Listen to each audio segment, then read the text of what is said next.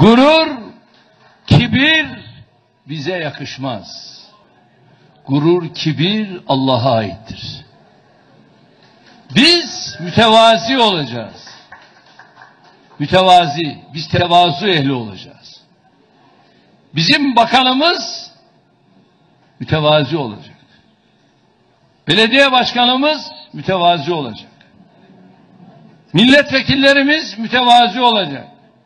Hani tevazuda toprak gibi olmak var ya, Mevlana'nın ifadesiyle böyle olacağız.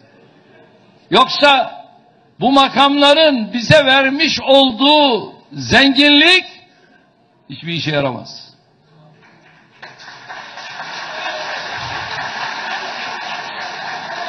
Makamı güçlü kılmaktır asıl olan. Makamdan güç almak değil. Eğer makamdan güç alarak yoluna yürümeyi düşünüyorsan, geldiğin gibi bu millet seni göndermesini de bilir.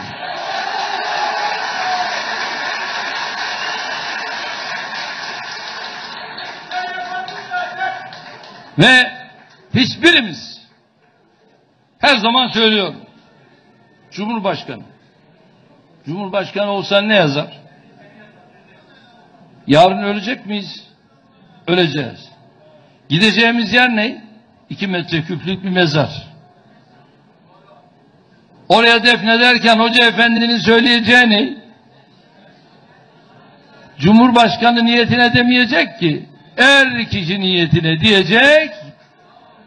Namazı kılacaklar, mezara gömecekler, ondan sonra da herkes çekip gidecek.